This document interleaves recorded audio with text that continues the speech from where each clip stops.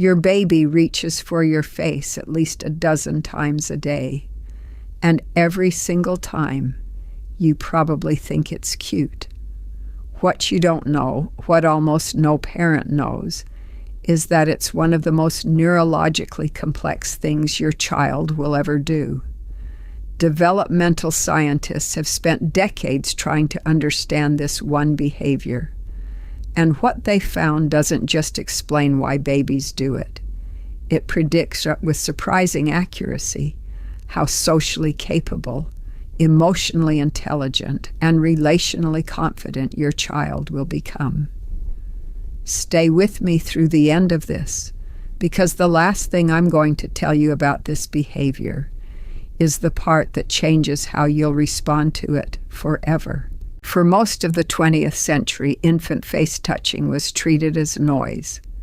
Developmental researchers were focused on the big milestones: rolling, sitting, first words, object permanence, the tiny hand on the cheek, dismissed as random motor exploration, just a baby doing baby things. That assumption turned out to be one of the most expensive oversights in the history of developmental science. It wasn't until researchers started combining high-resolution behavioral coding, frame-by-frame video analysis of infant movement, with emerging neuroimaging technology that the picture changed completely. What they saw when they looked closely was not random. It was patterned, intentional, and exquisitely timed. Infants reach for faces at specific moments, not when they're bored, not when they're restless. They reach when something emotionally significant is happening, when a voice changes tone, when an expression shifts, when something in the social environment becomes uncertain or unfamiliar. The reach is a response to emotional information. That realization cracked everything open, because if the reach is a response, not a reflex, then the infant brain is doing something extraordinary. It's detecting a social signal, deciding it needs more information, and using touch to gather it. In a brain that is, at this point, only a few months old. Be honest with yourself for a second. When was the last time you thought of your baby's hand on your face as a data-gathering mission? Drop a 1 in the comments if this is already changing how you see it.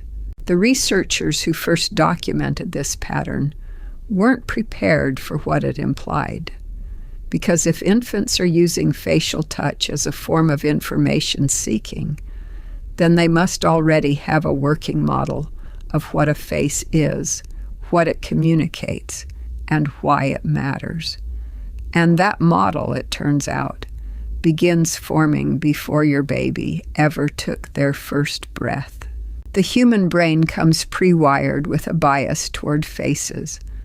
That sentence sounds almost too convenient, like something a researcher made up to sound impressive. But the evidence behind it is extraordinary. Newborns, hours old, never having seen the outside world, will track a schematic face shape significantly longer than they track any other visual pattern. Not a photograph of a face, a simple oval with 2 dots and a horizontal line. That's enough.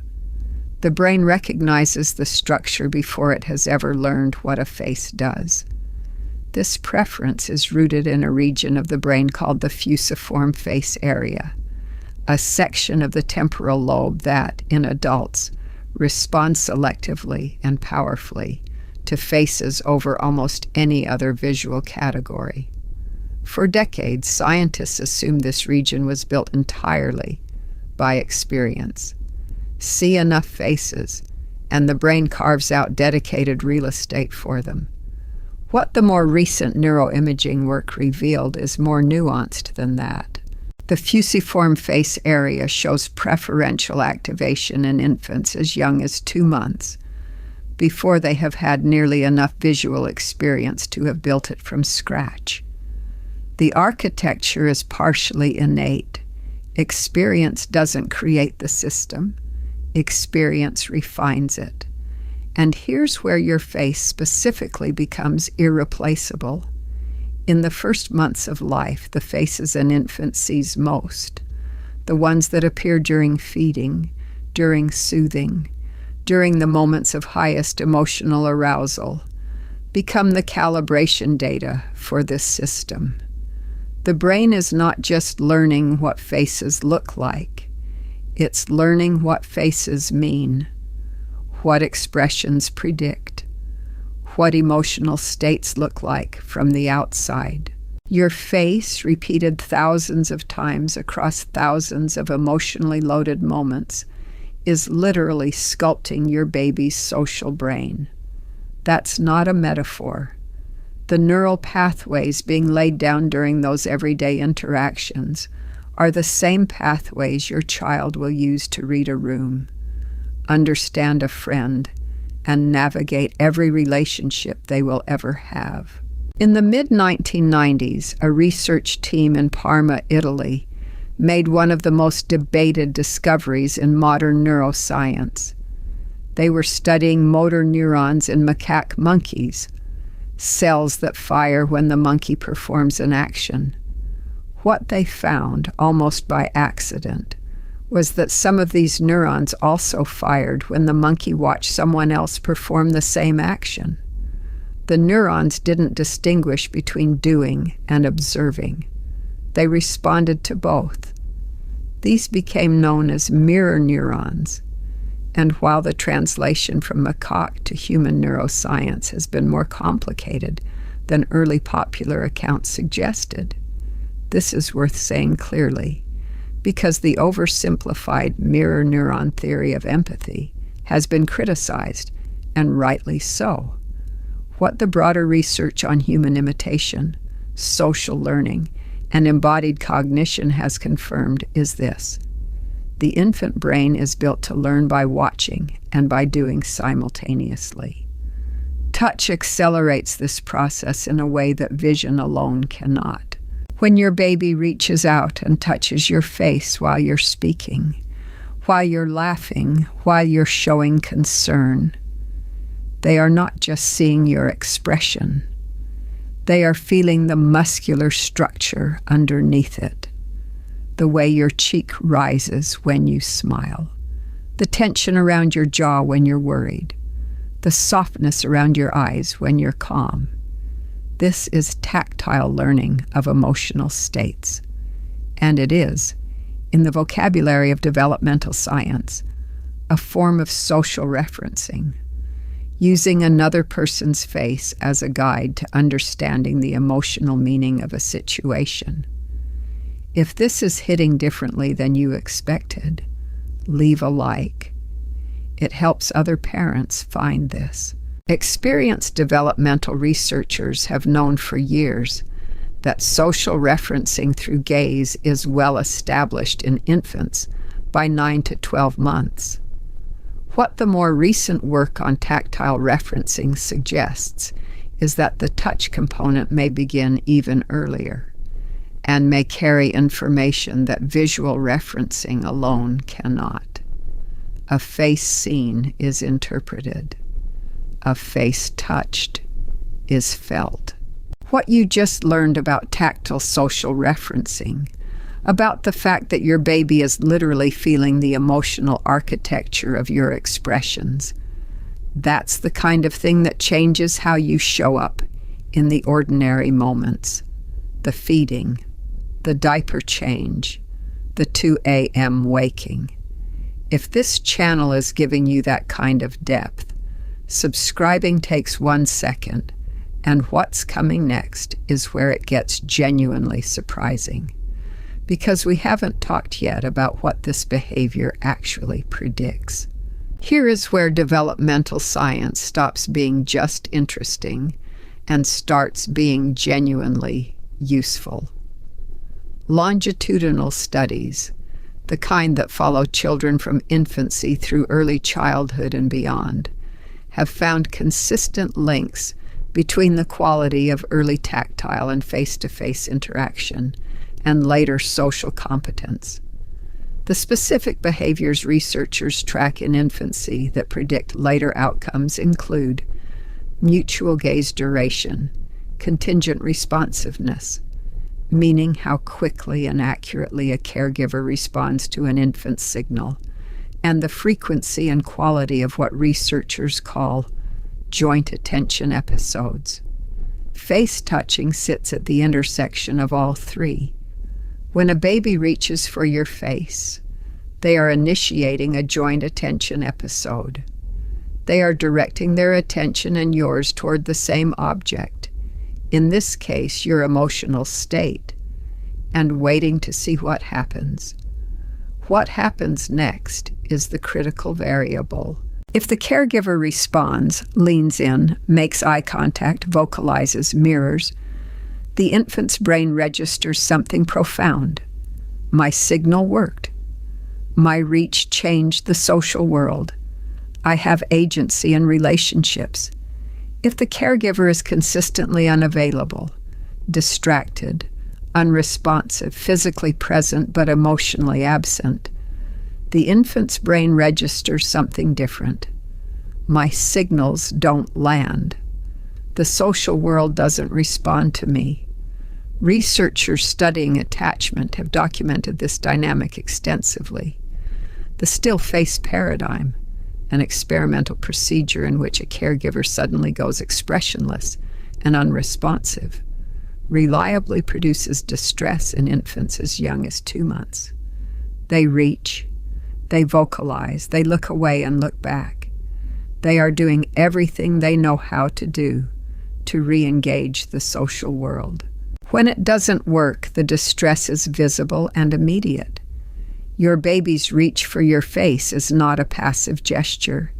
It is an active bid. And every time you meet it, not perfectly, not with performance, just with presence, you are writing a line of code in the social operating system your child will run for the rest of their life. This is the part of the conversation that makes some parents uncomfortable. Not because it's scary, it isn't, or at least it doesn't have to be, but because it requires sitting with an idea that our culture tends to resist. Some developmental windows are time-sensitive. The face-selective cortex develops with particular intensity in the first 2 years of life. The social referencing behaviors that emerge in this window, the reaching, the gaze following, the contingent interaction, are not just early versions of later skills. They are the foundation on which later skills are built. You cannot go back and lay a foundation after the house is already up. This is not a reason for panic. It is a reason for attention.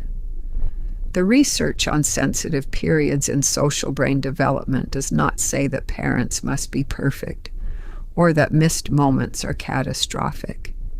What it says, and this is worth hearing precisely, is that the cumulative pattern matters more than any single interaction. 1,000 ordinary moments of presence outweigh any individual failure of attention. What the sensitive period research does caution against is chronic systematic unavailability during this window, not the distracted afternoon, not the hard week, the pattern of months in which the baby's bids consistently go unmet. Most parents reading this are not in that category. The fact that you're here, curious about what your baby's reach means, is itself a data point about the kind of parent you are. Some people will hear this section and feel guilty about the times they were on their phone. Others will feel relieved. Which one are you? Tell me in the comments. I genuinely want to know. The window doesn't slam shut. It narrows gradually as the brain moves from the high plasticity early years into the more consolidated architecture of later childhood.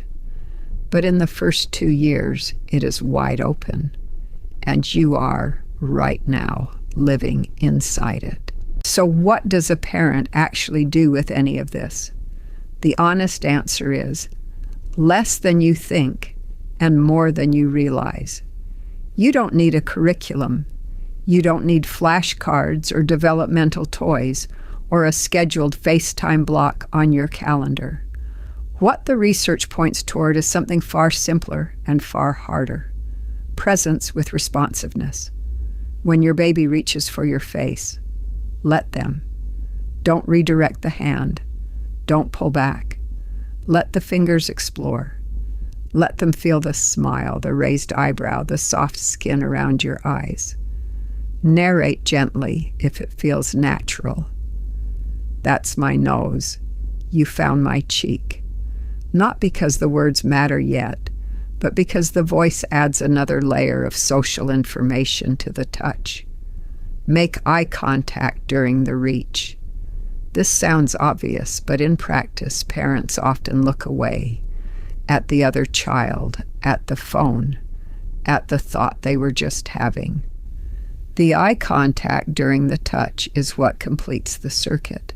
Touch plus gaze plus vocal response is the full signal.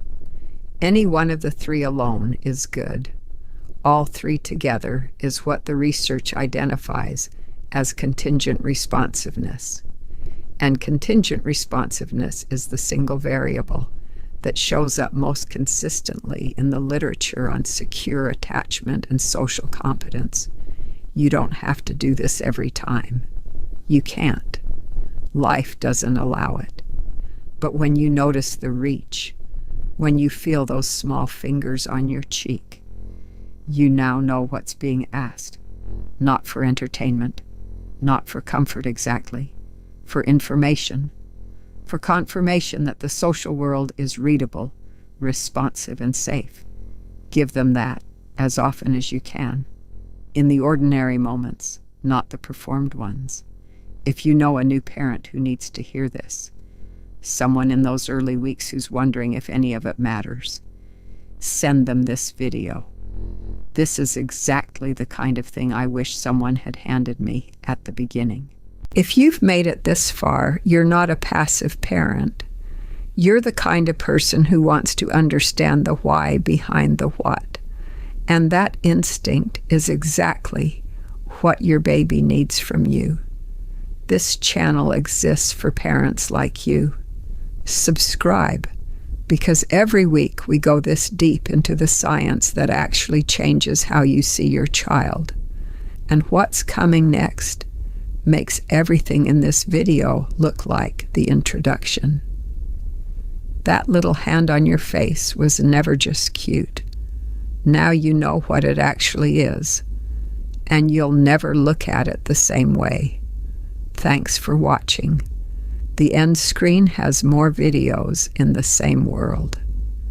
Thanks for being here. Pick whichever video on the end screen calls to you.